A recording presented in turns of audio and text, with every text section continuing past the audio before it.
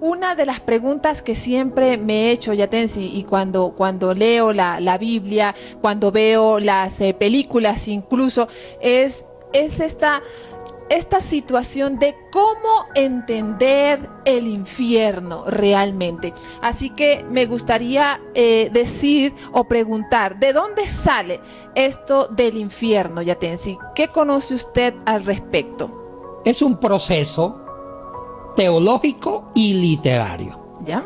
No hay una época estática donde se haya esquematizado, teologizado, estructurado con figuras y no figuras el tema del infierno. No, es toda una etapa literaria, histórica de varios siglos.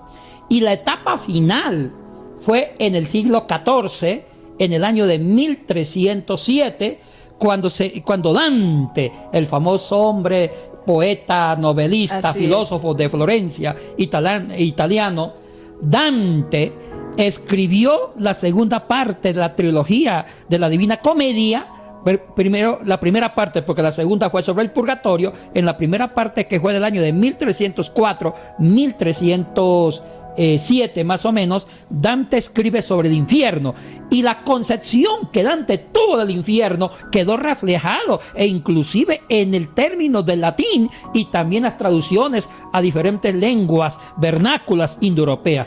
Ahí está en sí la fuerza de la concepción de infierno en la famosa obra de la Divina Comedia. Ahora, Yatensi, este Dante en la Divina Comedia, ¿cómo describe el infierno? Esta imagen que yo le estaba preguntando antes, porque cuando pensamos en el infierno, entonces nos imaginamos desde muy chiquitos que es llamas, mucho fuego que nunca se acaba, que ahí está el diablo con cachos y con cola y con un gran tenedor muy grande. O sea, todas esas imágenes vienen de allí o de algún otro lugar. Mire, Yadesi, la pregunta es muy directa y muy profunda. La respuesta se requiere de muchas horas. Y estaba hablando con la doctora Jennifer Contreras, la decana académica del CEMISUR, para un curso sobre infierno, para estudiarlo con mucha profundidad, porque es un tema importante en la fe. Creer la soteriología, la salvación, si la otra contraparte, que se llama infierno, es quitarle una base importante a la salvación. Esto es importante. Ahora, sobre la concepción de Dante, Dante ya había recibido una herencia. Dante le pone la cerecita al pastel, Yadesi. ¿Ya? Pero él recoge una herencia desde varios siglos antes de Cristo. La concepción de infierno en el Antiguo Testamento, en el judaísmo intertestamentario entre los siglos 5 antes de Cristo y el siglo 1 después de Cristo, en la teología del Nuevo Testamento sobre el lugar de los muertos, y también como la escolástica con San Agustín habían elaborado una concepción de infierno. O sea que Dante recoge una herencia bíblica. Ay, no solamente sobre la Biblia, Yadesi. Dante también recoge la influencia del Islam en el Corán. Muchas figuras que describe Mahoma en el Corán sobre el infierno lo hereda Dante. Y no solamente del Corán, del Islam, también de la mitología griega. Porque en la obra, en la concepción de infierno de Dante, describe ese famoso perro de varias cabezas en la mitología griega, el cancerbero, ese monstruo que estaba en el Hades.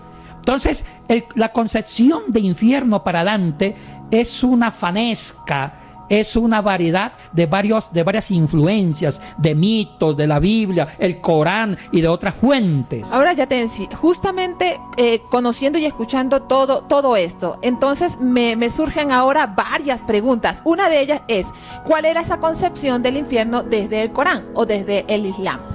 Mire, también toma ideas cristianas, porque Mahoma en el año 622, que da la famosa huida de la Meca a Medina, y empieza la formación del Corán, él toma de las religiones politeístas del mundo árabe, de los pueblos nómadas, de las tribus nómadas de Arabia, toma del Antiguo Testamento. Hay mucha influencia teológica del Antiguo Testamento en el Corán y del Nuevo Testamento, del cristianismo.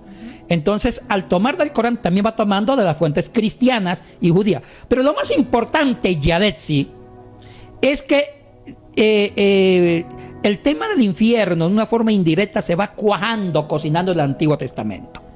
El Antiguo Testamento nunca concibió el infierno como un lugar de castigo, con cadenas y fuego. No. Hay varios términos en hebreo que se usan para hablar algo así. Pero ellos usan el famoso Sheol. El término Sheol es del hebreo. Y significa el lugar de descanso de los muertos.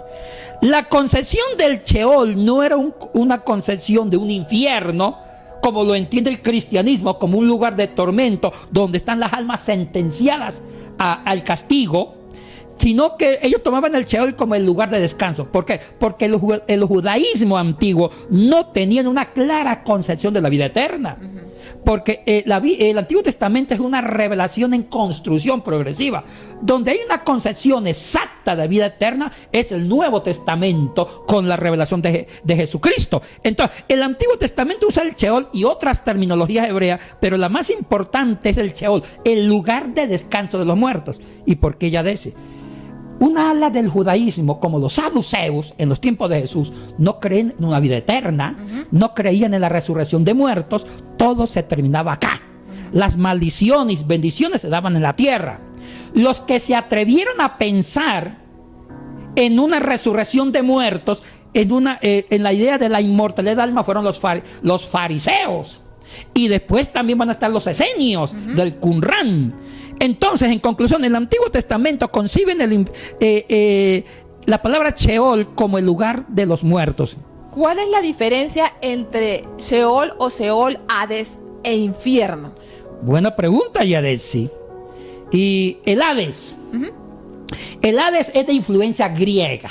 ¿Ya? No viene de la terminología hebrea. El Hades se encuentra solamente en el Nuevo Testamento, no en el Antiguo. El Hades viene de la mitología griega. Ustedes dirán, pero Yatensi, qué atrevido. Si el Hades se está usando en el vocabulario bíblico del Nuevo Testamento, ¿cómo es que lo usan? Lo toman, lo heredan de la mitología griega. Es la verdad. Los que saben algo de cultura griega, de mitología griega, saben que Hades era el hermano, uno de los hermanos mayores de Zeus. Era el hijo de Cronos.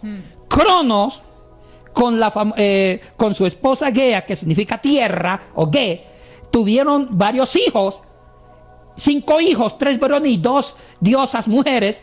Entre los varones estaba Poseidón, el dios del mar, Hades, el dios del inframundo. Así es. El lugar que Hades es el nombre del dios y también el lugar de los muertos. Y estaba Zeus, el dios, el hermano menor, y habían 2 hermanas, y una de ellas es la famosa, que justo va a ser la mamá de la Persefoné, Deméter.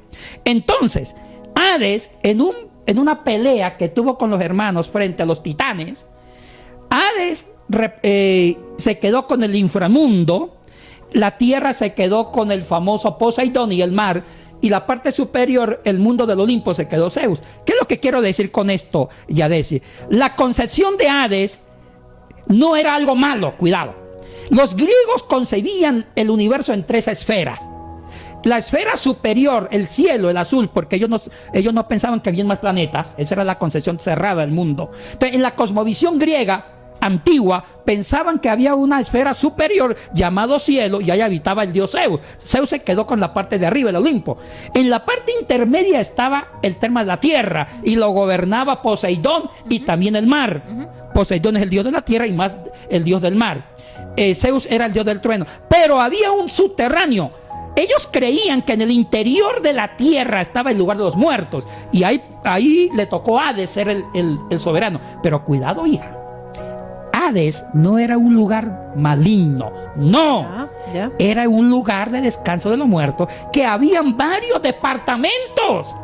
O sea que en el Hades habían los calabozos, el lugar de los malos, pero había un lugar de los campos elíseos, que estaban las almas buenas. O sea que en el mismo Hades habían, como en una cárcel normal, hay el área de los peligrosos y el área de los menos peligrosos, el área de los buenos. Entonces, en el Hades estaba el área de los buenos, que se llamaba los campos elíseos, y el área de los malos. le cuento un chisme ya de ese. A ver, Yatensi. Ay, a mí me encantan los chismes académicos. Resulta que en el Hades habían varios sectores. El sector de los campos alicios, que eran para las almas buenas, pero había un sector de almas peligrosas que fueron sentenciadas a unos calabozos de sufrimiento dentro del Hades. Esa área se llama el Tártaros. Okay. El término Tártaros también se encuentra en el vocabulario del Nuevo Testamento. Y Tártaros significa el lugar donde están las almas malas. Oye, interesante, a veces la gente lee. Sí. ¿Usted sí había leído el término Tártaro? Lo había escuchado, sí. Lee el Hades, ¿qué será el Hades, el Tártaro? No, si quieren saber bien, amables televidentes o oyentes, por favor, investiguen bien el mito griego, porque para entender esa terminología del Tártaro, del Hades, hay toda una fundamentación mitológica. Entonces, y sobre todo de corte griega. Entonces, en el Tártaro, ¿saben quién estuvo prisionero? El papá de Zeus, el famoso Cronos, estuvo sentenciado al Tártaro, y también otros titanes. ¿Ya? Oiga, interesante. Y eso está relacionado con el seno de Abraham.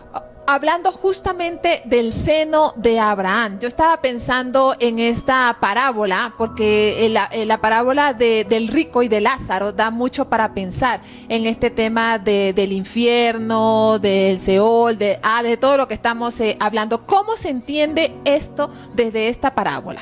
Mire, Yadetsi, el tema de la parábola donde se habla del rico Epulón y del pobre Lázaro, donde se dice que el pobre estaba en el seno de Abraham y el rico estaba hacia la parte, en un descenso, en la parte de abajo. Sí. No, esa figura ya estaba en los escritos rabínicos de los judíos intertestamentarios. ¿Ya? Hay una literatura muy rica, Yadesi, que se llama la literatura midráchica o rabínica, en el periodo, entre comillas, de silencio, del último libro del Antiguo Testamento con el primer libro del Nuevo, se habla de un periodo de silencio, y en ese periodo de silencio, en el siglo II antes de Cristo, siglo II después de Cristo, en 400 años, se escribieron mucha literatura comentando sobre la Torá. Y en esa literatura hay mucho comentario sobre el seno de Abraham. Ahora, el tema del seno de Abraham hay una influencia mucho de la mitología griega, y es sobre el tema del Hades. Entonces, cuando dice el seno de Abraham, quiere decir que es la parte positiva del Hades. En el Hades está el lugar de los campos elíseos, y supuestamente el pobre estaba en los campos elíseos, para entender esa figura, y el rico estaba en el Tártaro. Entonces, haciendo una forma de contextualización del Hades en un ambiente judío, entonces en lugar de llamarle campos elíseos, le llama el seno de Abraham, que estaba en la parte bonita del Hades, pero en el mismo sector del Hades también estaba el lugar tormentoso, donde está el rico, pero dentro del mismo sector. Entonces, allí en la parábola podríamos nosotros entender algo sobre el infierno desde esa parábola, ¿o no? Ay, hija, el infierno, es que hay más terminología. ¿Ya? Mire, uno revisa el Antiguo Testamento y mencioné una, Sheol, que es solamente el lugar de descanso de los muertos. Y punto. Aunque también hay otro en Job, que no lo vamos a hablar, como un lugar más doloroso, pero es más confuso, es mucho más confusa la explicación. En el Nuevo Testamento hay tres términos muy conocidos en el Nuevo Testamento, los 27 libros, que hace alusión a un lugar de tormento o no de tormento, o como un lugar de descanso de las almas. Ahora, yo tengo aquí, Yatensi, dos textos bíblicos que tal vez usted nos puede ayudar a aclarar. Mire, dice en Apocalipsis 20:10, y el diablo que los engañaba fue arrojado al lago de fuego y azufre.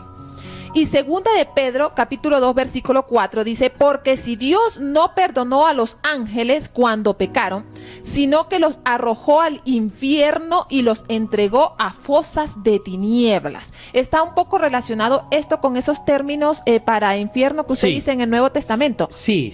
Explíquenos, por favor, un poquito. Con mucho gusto. Hay varios términos. El uno es el Hades, que ya lo expliqué, con sus diferentes secciones.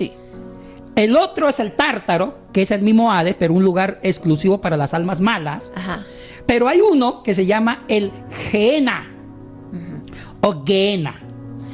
Ese es el término que usa Jesucristo en los sinópticos, sí, en griego.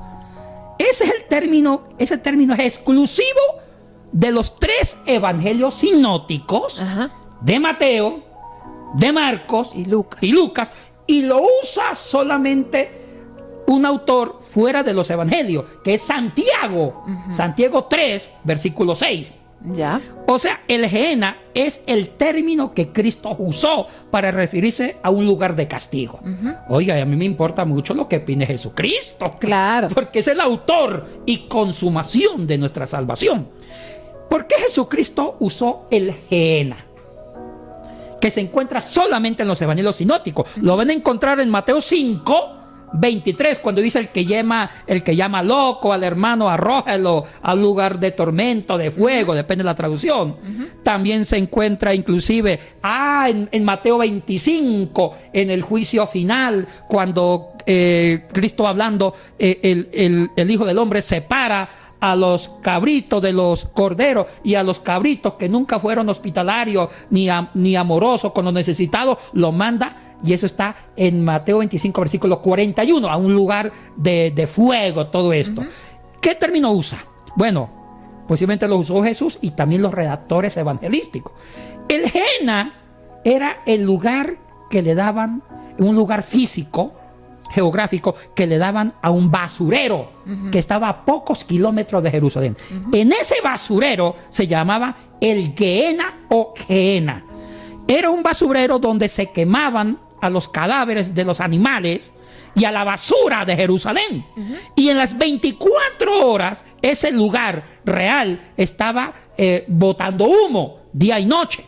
Entonces el judaísmo en los tiempos de Jesús usaron ese nombre de Gehenna para como una forma de castigo. O sea, lo usaron metafóricamente para como una forma de sentencia. Si usted se porta mal, se va al Gehenna, que significa lugar de fuego, lugar de candela, lugar de llama. Entonces, con ese término Gehenna se usó metafóricamente para señalar que va a haber un lugar de castigo. Ahora, Yatensi, la pregunta aquí entonces clave es: si Jesús usó el Gehenna y usted dice que solamente se encuentran en los evangelios sinópticos Mateo, Marcos y Lucas, pero los textos que yo estoy leyendo son de Apocalipsis y de Segunda de Pedro, entonces ¿cuál es el término que se usa en estos dos libros como Apocalipsis y Segunda de Pedro? Porque no creo que sea el Gehenna, ¿o sí? No, se usa el pur. ¿Qué significa ese pur? Fuego. ¿Ya? Lago de fuego. El genitivo del fuego es puros. Cuando dice y fueron lanzados al castigo eterno, se usa el término pur, aionión, fuego eterno. Entonces también se usa un calificativo de pur, que significa fuego en griego. Ahora, ¿qué pensó Jesús? Eso es lo que me interesa mucho, Yada, sobre el infierno. Jesús pensó no tanto en un lugar físico, sino como un estado, una cualidad. O sea, es que la persona que no vive la ética del reino, las personas que no viven el amor, son lanzadas al Gehenna, que significa al fuego, dando a entender que van a vivir eternamente sin Dios. Entonces, varios comentaristas bíblicos, uno de ellos, Santo Tomás de Aquino, interpretando el Gehenna en los evangelios, él dice que el Gehenna, Jesucristo lo usó metafóricamente para decir que hay un lugar donde las almas indignas van a estar lejos de Dios, y al estar lejos de Dios van a sufrir eternamente, porque la honra de una criatura es vivir con el Creador. Ay, Yatensi, aquí nos metemos entonces en un problema mucho más grande del que ya hemos estado discutiendo, porque entonces aquí vendría la pregunta, digamos, final y clave. ¿Existe entonces el infierno? Ahora, la palabra infierno, para responder a su buena pregunta, ahí sí me meto a latín. Sí. Latín. Está claro que en las lenguas originales, tanto el hebreo como el griego, jamás usaron el término infierno, porque el término infierno no existía. Sí, está claro. En el hebreo, Sheol; en el griego, Hades, Tártaros, Gehenna. Una aclaración. Esos tres términos del griego del Nuevo Testamento se ha traducido al español como infierno. Yo he revisado, me he tomado el tiempo cuando fui estudiante y lo sigo haciendo porque me sigo actualizando. He visto las versiones al español tanto católicas como evangélicas y he visto que del griego Hades, Tártaros, Gehenna lo traducen como infierno al español. Entonces la gente al leer el término infierno dice, uy, ya el Nuevo Testamento cree en un infierno. Cuidado, hay que ver las traducciones y las terminologías. Yo ya expliqué qué significan esos tres términos. Ya desde el latín, sí existe el término. Es inferum, que viene del sustantivo inferus. Infernum, que es un adjetivo, viene del sustantivo inferus, que significa inferior. Me explico. En el latín, la palabra infernum, que se ha traducido al italiano y al español como infierno, no es la misma concepción que nosotros tenemos, no. ¿Ya? El término infernum, inferus, significaba algo subterráneo, algo en el interior de la tierra, algo inferior. De ahí se formó el prefijo infer, inferior, de inferus, algo inferior, y no era algo malo. Entonces, ya las traducciones al latín, Yadetsi, cuando se traduce el Tártaros, porque siempre el Tártaros, el Hades y el Sheol siempre lo concebían como algo que está en el interior de la tierra, como un subterráneo. Así se concibió el Sheol en el hebreo, así se concibió el Hades y el Tártaro en el griego, y así se concibe el lugar de los muertos como algo infernum en el interior. Pero tampoco se concebía como el lugar tormentoso, no. Ya. ¿Quién le dio ese concepto? Inclusive cuando se traduce del griego hebreo y arameo al latín en la famosa Vulgata latina, la pregunta es, San Jerónimo, ¿qué terminología latina usó para reemplazar Hades, Tártaros, Sheol? Casi la misma del griego. ¿Ya? Jerónimo sí respetó, porque él transliteralizó del griego al latín el término Hades y el término Tártaro. ¿Cuándo es que en nuestras traducciones aparece infierno?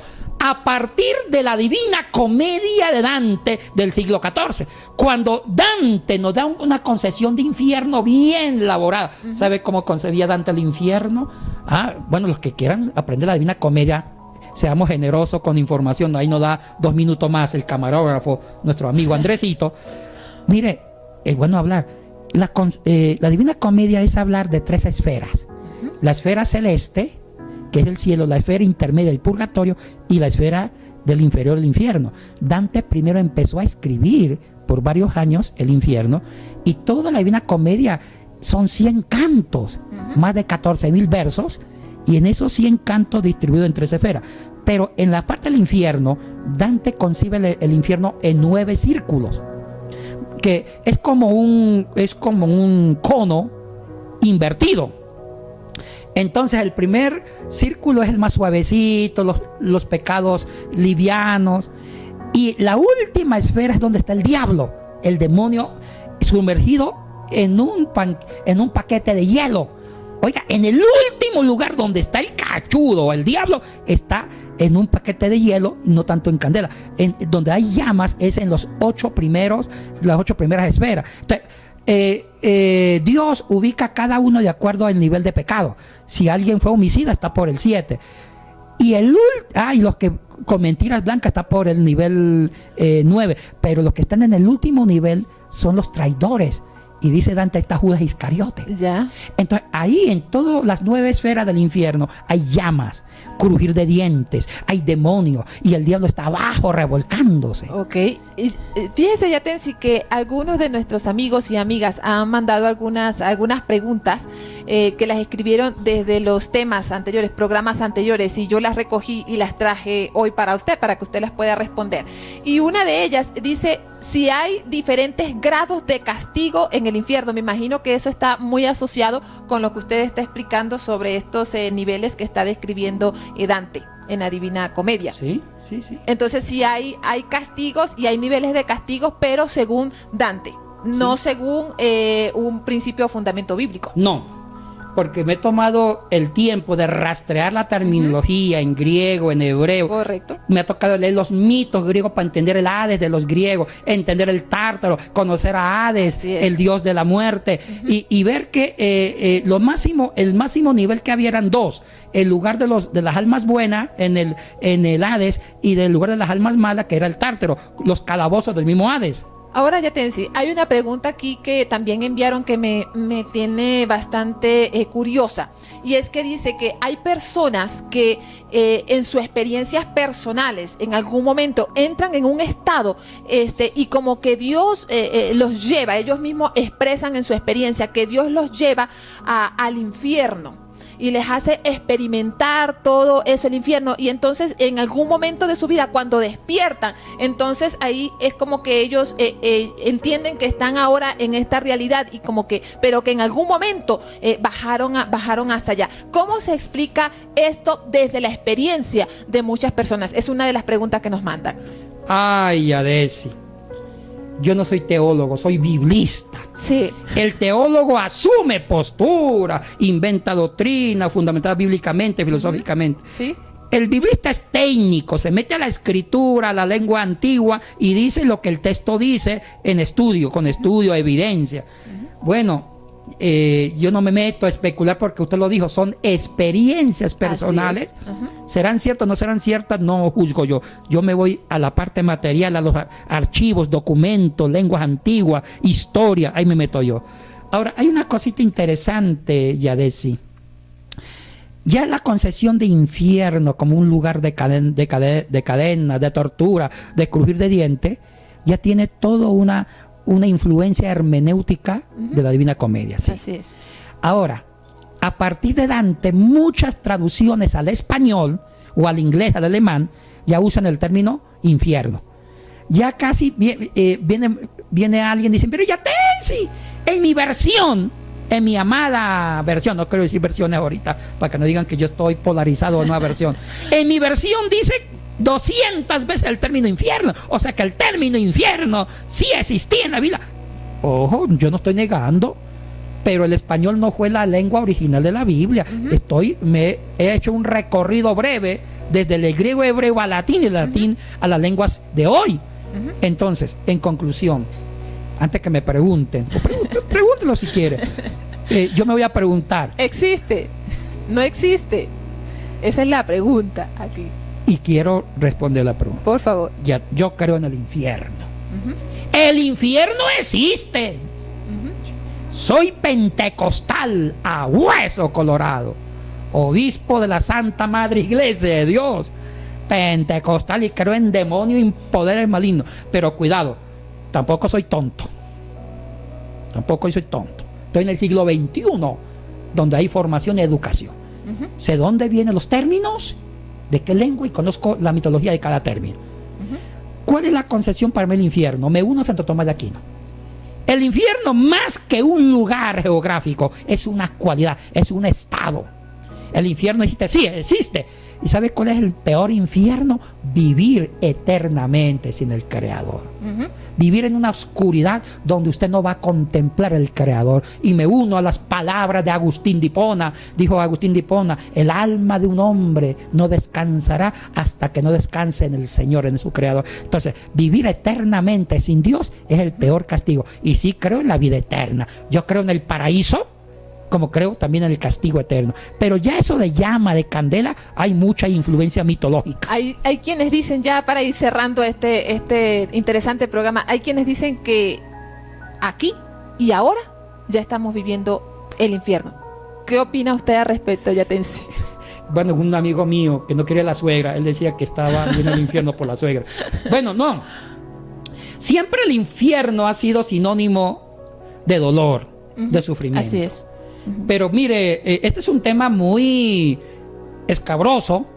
Mire, yo soy muy asequible a ustedes. Si quieren hablar conmigo más sobre el infierno, no me juzguen, porque 30 minutos que dura este programa es muy poco. Es un resumen realmente. Escríbanme o llamen a mi teléfono celular, a mi WhatsApp. Yo siempre contesto las preguntas. Cuando me llaman a mi celular o dejan un mensaje al WhatsApp, yo estoy dispuesto a seguir mentoreando sobre esto. Me encanta seguir discipulando.